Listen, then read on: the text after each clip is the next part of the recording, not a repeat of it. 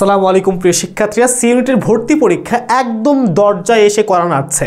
তোমরা বুঝে উঠতে পারছো না হিসাব বিজ্ঞানে কোন কোন টপিকগুলো পড়ে যাবা, হিসাব বিজ্ঞানে কোন কোন জায়গাগুলো যদি পড়ে যাও তোমার জন্য হিসাব বিজ্ঞানে সর্বোচ্চ মার্ক তোলা সম্ভব হবে। তোমাকে আজকে আমি একটা ফাইনাল সাজেশন দিব, তুমি যদি আজকের সাজেশনটা মনোযোগ সহকারে দেখো, একটু বুঝো, এই টপিকগুলো যদি পড়ে যাও আমি বিশ্বাস করি হিসাব বিজ্ঞানে তুমি সর্বোচ্চ মার্ক উঠাইতে পারবা। এমসিকিউ রিটেন উভয় জায়গায় সর্বোচ্চ মার্ক ওঠার জন্য আমি আজকে যে সাজেশনটা তোমাকে দিতে যাচ্ছি এই সাজেশনটা ফলো করো।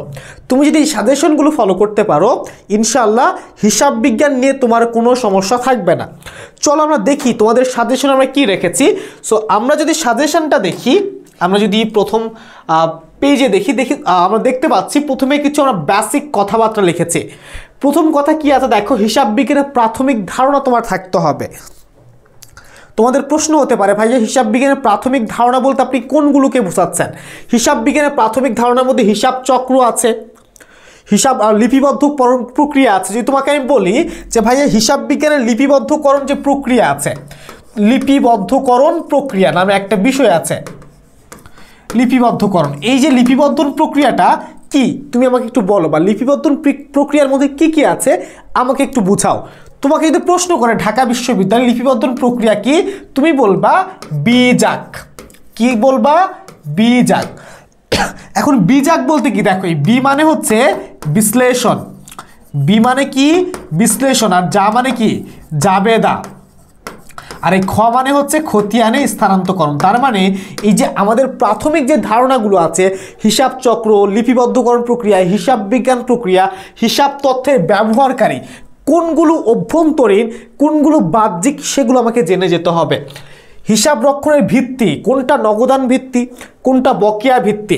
এই যে ভিত্তিগুলো আছে নগদান ভিত্তি, দুইটা ভিত্তি মূলত আছে, আরেকটা হচ্ছে বকেয়া ভিত্তি।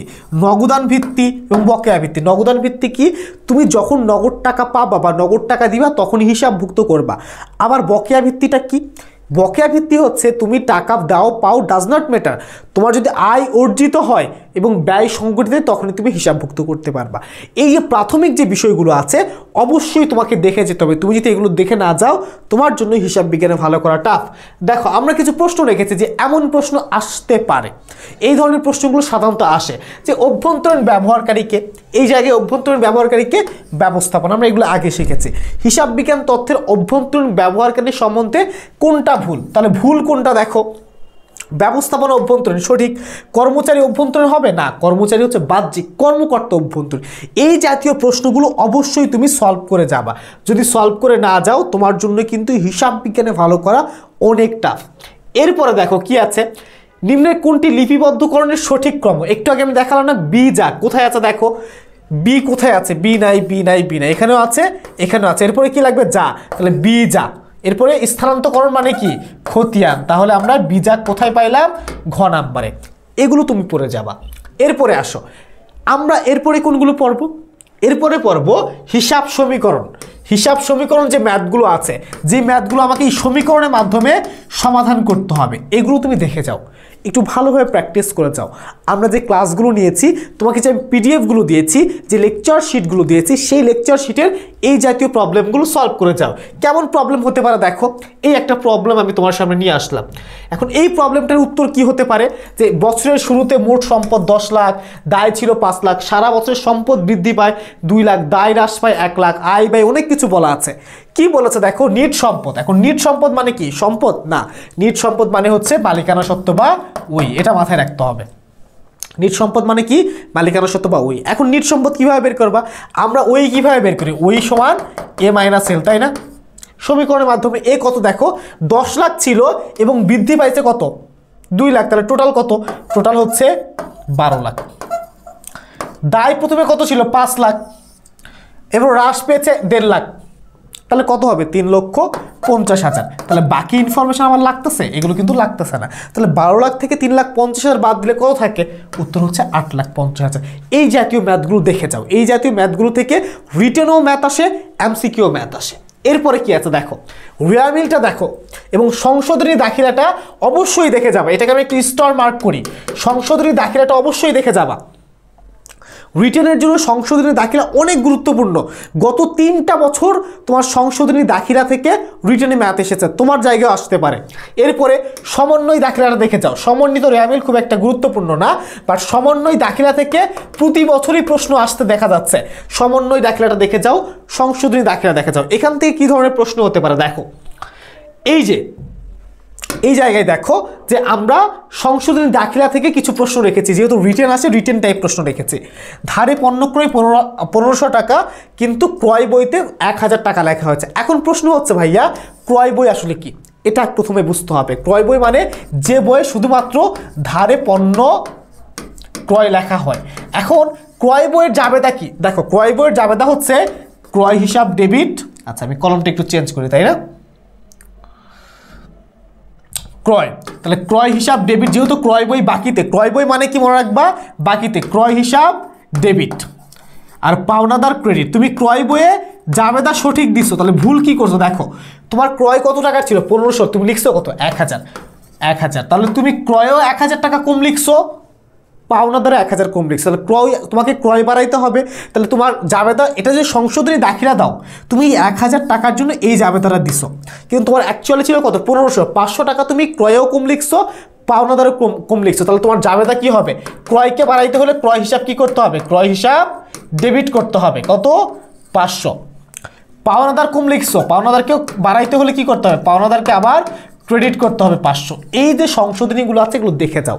এরপরে দেখো রানাকে 300 টাকা প্রদান করে তার হিসাবে ক্রেডিট করা হয়েছে। আমি যদি কাউকে টাকা প্রদান করি, আমি কাউকে টাকা প্রদান করলে সে কে মনে রাখবা, সে হচ্ছে পাওনাদার। আমি যাকে টাকা প্রদান করব সে কে হবে, পাওনাদার। এখন পাওনাদার নরমালি কি ক্রেডিট, আমি যখন টাকা তাকে প্রদান করছি, পাওনাদার কি হবে, পাওনাদার কমে যাবে। পাওনাদার কমে গেলে কি হওয়ার কথা, ডেবিট হওয়ার কথা। আমি কি করছি দেখো, ক্রেডিট করছি। এখন টাকার পার্থক্যটা বোঝো, যখন একটা ক্রেডিটকে ডেবিট করতেছি বা ডেবিটকে ক্রেডিট করি, পার্থক্য হয় 2 গুণ, তাহলে এখানে পার্থক্য কত হবে, পার্থক্য হবে 2 গুণ, তার মানে 600 টাকা।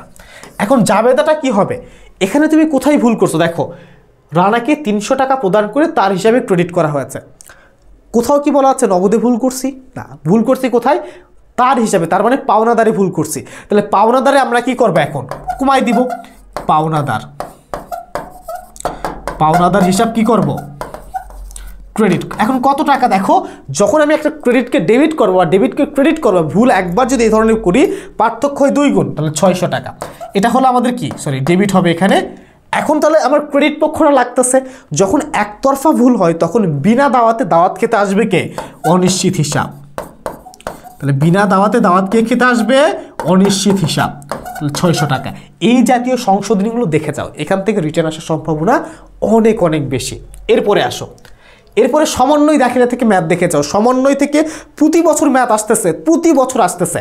এই সমন্বয়টা দেখো খুব সহজে তোমাকে একটু আমি ধারণা দেই। প্রথমে কি আছে, অগ্রিম প্রত্যয় ভাতা। সমন্বয়ের ক্ষেত্রে, অগ্রিমের ক্ষেত্রে মনে রাখবা শুরুতে যা থাকে সেটা হবে কি, ক্রেডিট।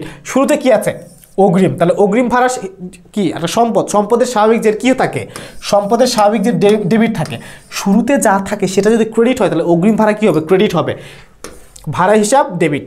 আচ্ছা, এটা উত্তর হইতে পারে। এরপরে দেখো আমরা প্রথমে বললাম যে এখানে কি হবে, যে অগ্রিম প্রত্যভাড়া যেহেতু শুরুতে ডেবিট আছে এটা ক্রেডিট করতে হবে, তাই না, ক্রেডিট করতে পারো, তোমরা যেভাবে শিখেছো সেভাবেই শিখো। এরপরে দেখো প্রথমে টাকার অ্যামাউন্টটা বার করবা। টাকার অ্যামাউন্ট কত, 32,000 টাকা ছিল, কয় মাসের, 4 মাসের। আমার খরচ হয়েছে এখানে 1 মাসে, তাহলে 4 মাসে 32,000 হইলে, 4 মাসে 32,000 হইলে 1 মাসের খরচ কত, যেহেতু এখানে 1 মাস লাগবে তাহলে এখানে হবে 8,000 টাকা। তুমি সবার প্রথমে টাকার অঙ্কটা মিলাবা, তাহলে তোমার জন্য সমন্বয়টা ইজি হবে। আমি প্রথমে কি খুঁজবো, টাকার অ্যামাউন্ট 8,000, 24,000 ক্লোজ। তাহলে দেখো দুইটা অপশন ইজিলি আমি কাটতে পারলাম, তাহলে থাকে কয়টা, 3টা। এখন পরের অপশন দেখো, প্রথম অপশন হচ্ছে মিলাবার টাকা মিলাইলে দেখবো অটোমেটিক 2টা অপশন কেটে গেছে, এখন তো 4টা অপশন থাকবে তোমাদের।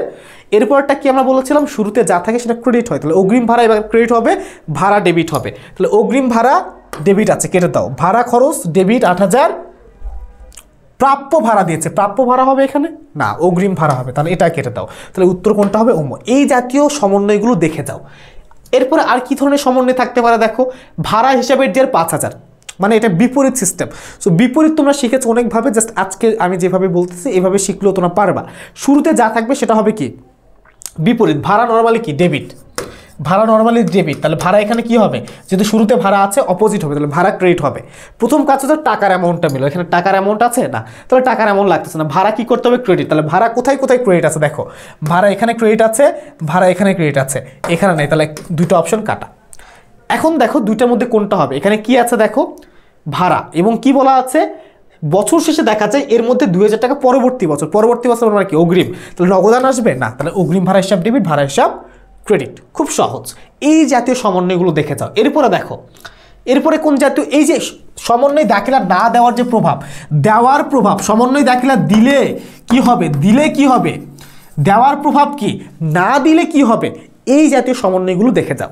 এই জাতীয় সমন্বয়গুলো দেখো, অনুপার্জিত আয়ের সমন্বয় দাখিলা দিলে কি হয়, অনুপার্জিত আয়ের সমন্বয় দাখিলা দিলে আমাদের হয় দায় হ্রাস, দায় হ্রাস, আয় বৃদ্ধি। এখানে আরেকটা টেকনিক তোমাকে শিখাই দিই, ঠিক আছে, তোমার জন্য ইজি হবে। দেখো অগ্রিম সেটা আয় হোক বা ব্যয় হোক, বকেয়ার ক্ষেত্রে আমি দুইটাই লিখে দিই, তোমার জন্য সুবিধা হবে। বকেয়া সেটা আয় হোক বা ব্যয় হোক, বকেয়ার ক্ষেত্রে দুই পক্ষই বৃদ্ধি হয়, তাহলে বকেয়ার ক্ষেত্রে কি হবে, দুই পক্ষ বেড়ে যাবে, সেটা আয় ব্যয় যেটাই হোক, সেটা বকেয়া আয় হোক বকেয়া ব্যয়, ডাজ নট ম্যাটার।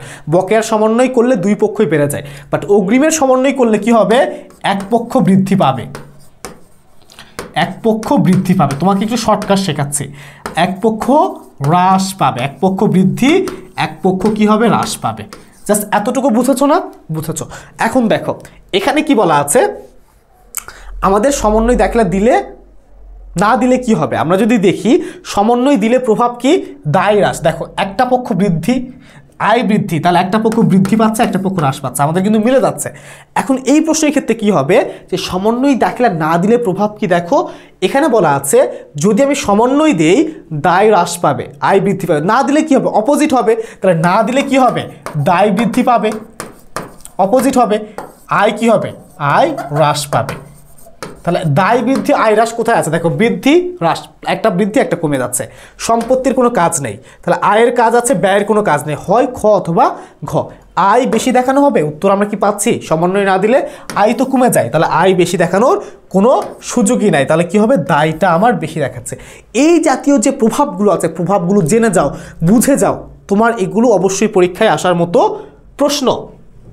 এরপরে দেখো পরিবহনাধীন পণ্য মুনাফার হার নির্ণয়। ওই যে অনেক সময় বলে না যে বিক্রয়ের উপরে মুনাফার হার, বিক্রয়ের উপরে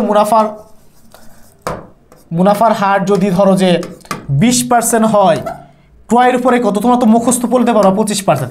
এখন যদি বলে বিক্রয়ের উপরে 60%, ক্রয়ের উপরে কত, এই জাতীয় যে ম্যাথগুলো আছে সেগুলো দেখে যাও, এই জাতীয় ম্যাথগুলোকে আমরা দেখব। এরপরে আর কি কি ম্যাথ থাকতে পারে দেখো, এই যে বিক্রয়যোগ্য পণ্যের ব্যয় বের করো, এই জাতীয় যে ম্যাথগুলো আমাদের থাকে, যেগুলো আমরা তোমাদের শিখিয়েছি, এই ম্যাথগুলো আমরা রিভিশন করো, বিক্রয়যোগ্য পণ্যের ব্যয়ের জাতীয় যে ম্যাথগুলো আছে ম্যাথগুলো সলভ করো। এখানে দেখো আমরা কি বলেছি, যে বিক্রয়যোগ্য পণ্যের ব্যয়, বিক্রয়যোগ্য পণ্যের ব্যয় বের করার দুইটা সূত্র আছে, একটা কি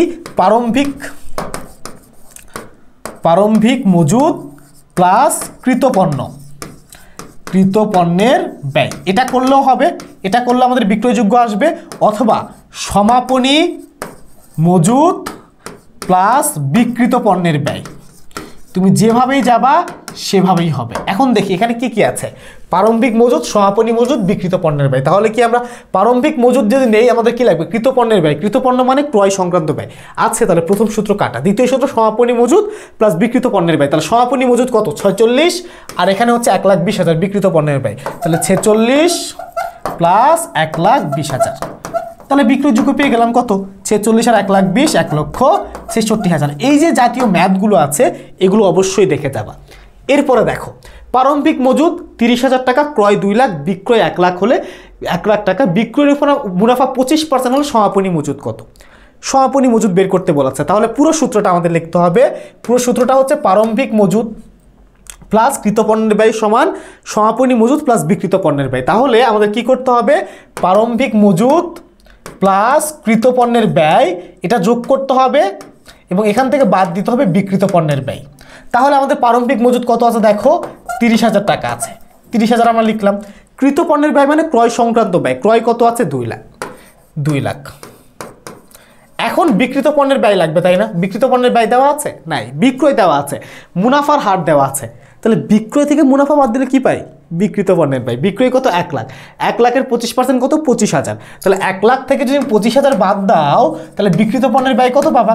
75,000। তাহলে তুমি 75,000 এখন বিয়োগ করো এখান থেকে, কি পাবা?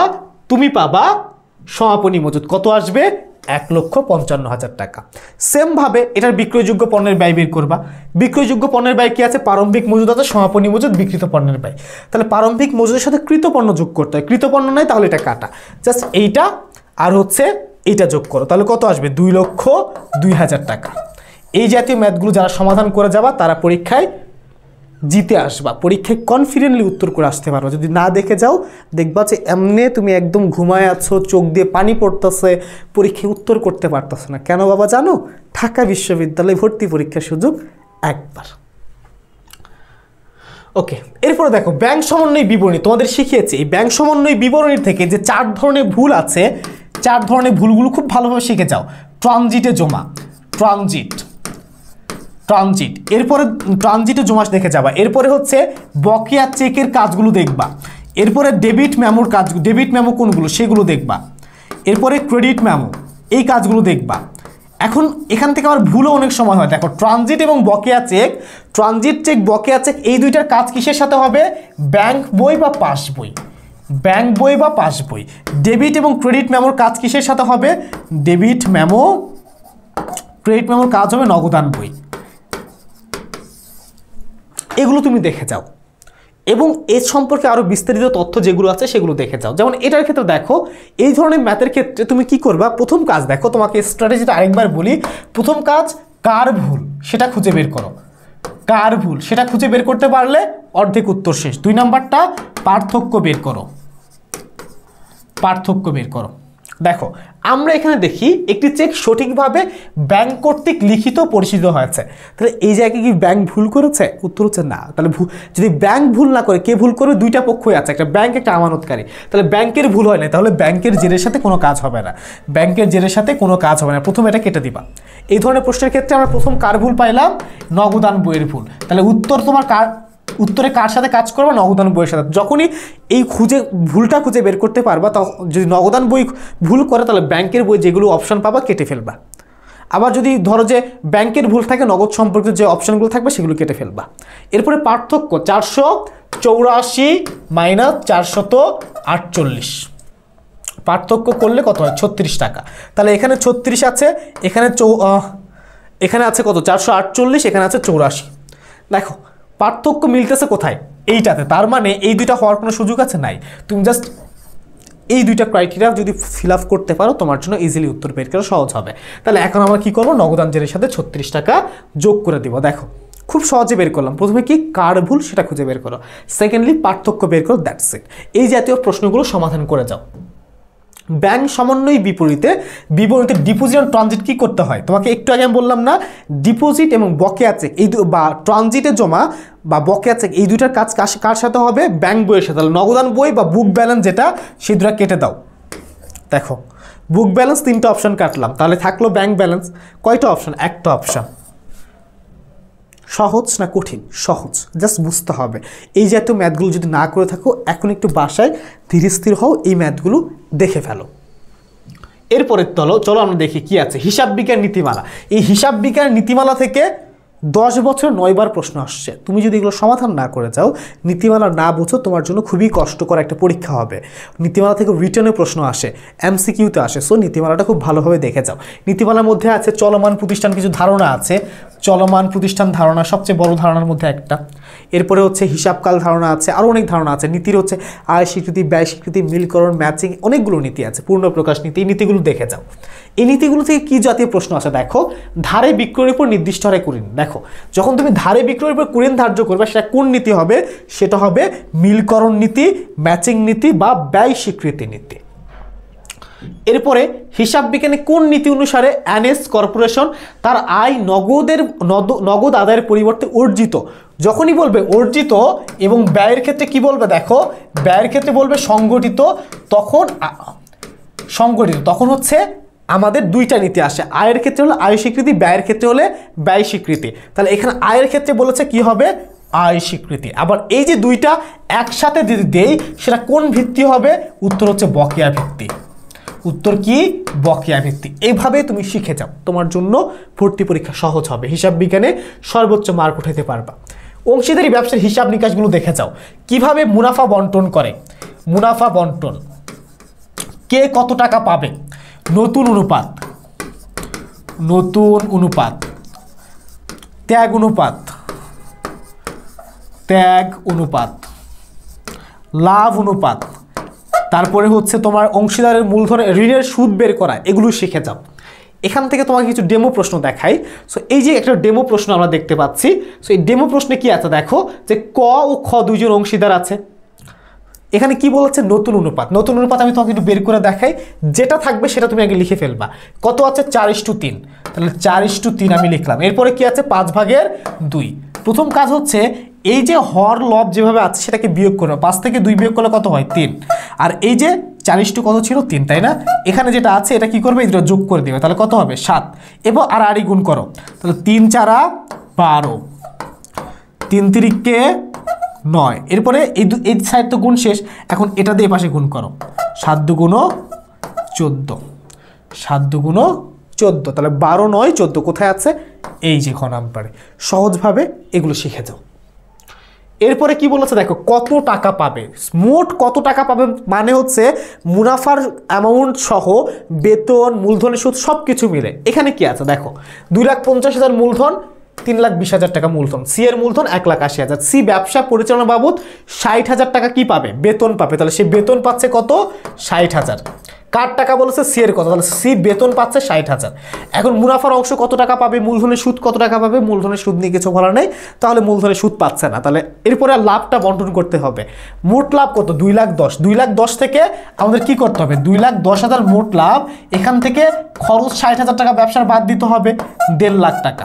1.5 লাখ টাকা কয়জনের? 3 জনের। এখন অনুপাত দেখি, অনুপাত কি বলতেছে?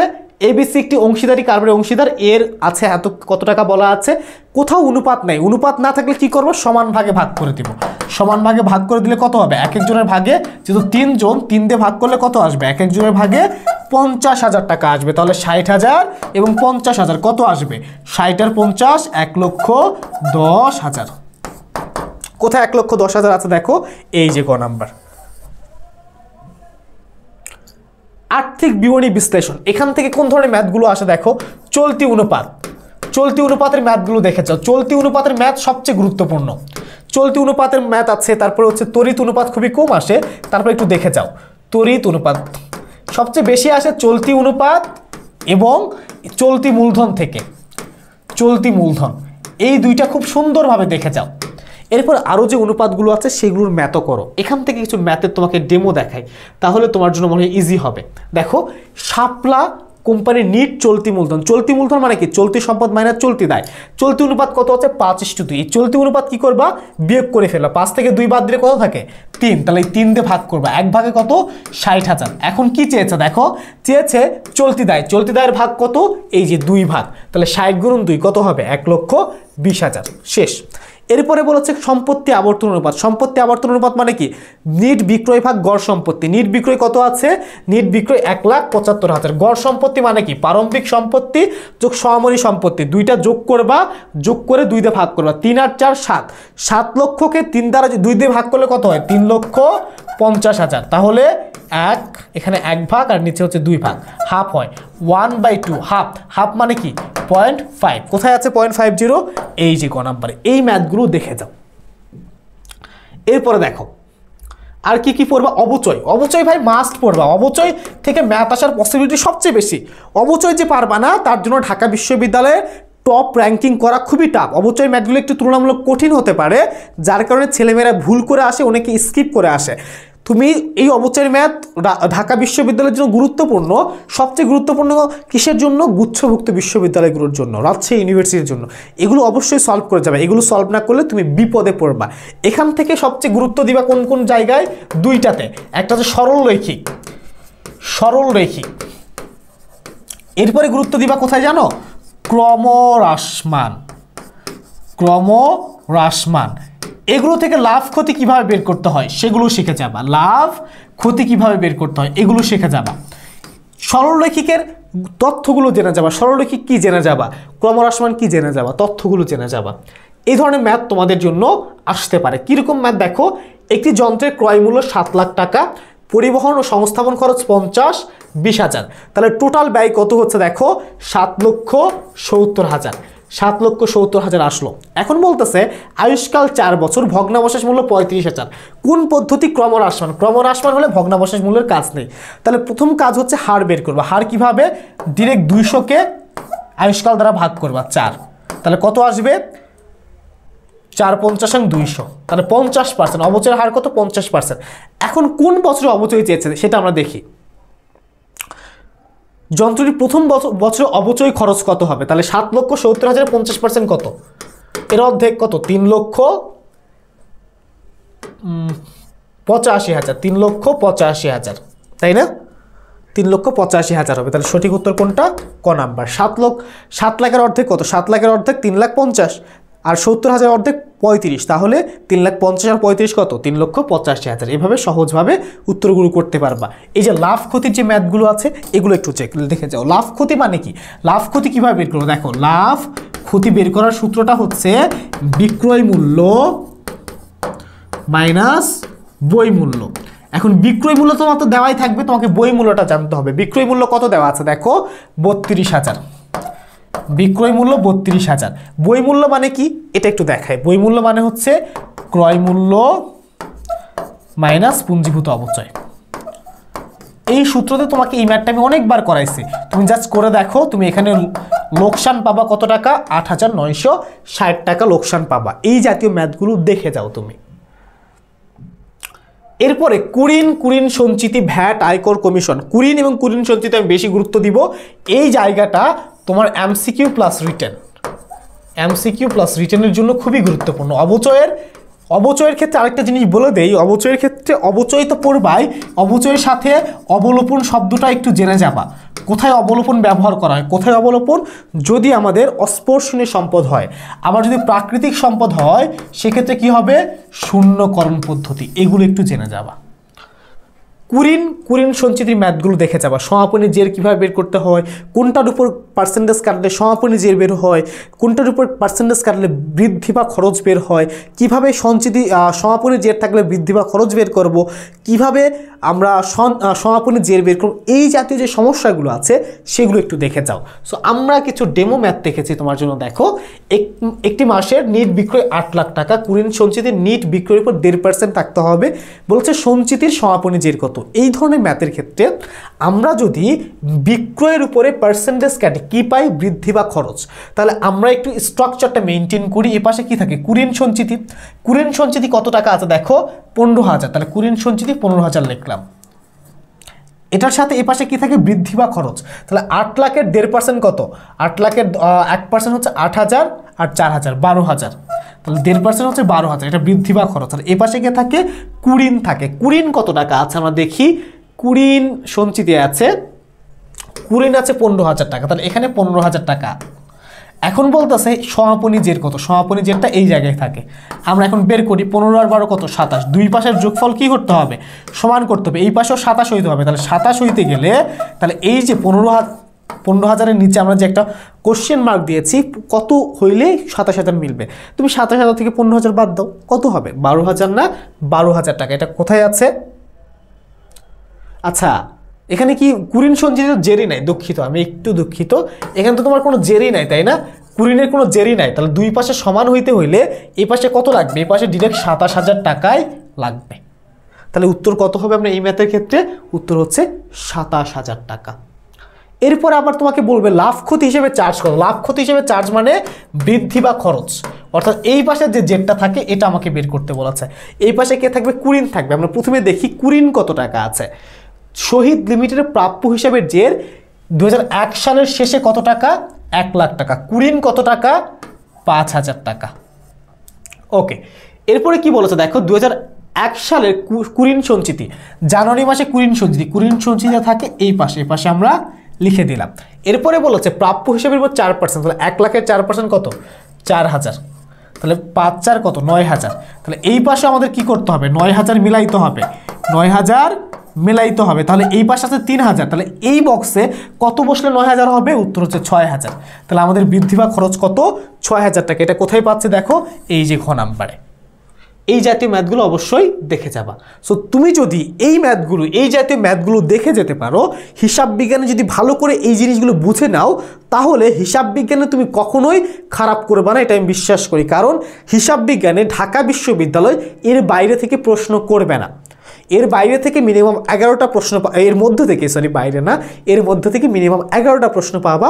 আমরা চাই তুমি ঢাকা বিশ্ববিদ্যালয়ে ভর্তি পরীক্ষায় সর্বোচ্চ নাম্বার পাও, তুমি ঢাকা বিশ্ববিদ্যালয়ে ভর্তি পরীক্ষায় নিজের আসনটা নিশ্চিত করো, ঢাকা বিশ্ববিদ্যালয়ে পস্ট ফ্যাকাল্টি অফ বিজনেস স্টাডিজের একজন স্টুডেন্ট হয়ে আমাদের সাথে কথা বলো।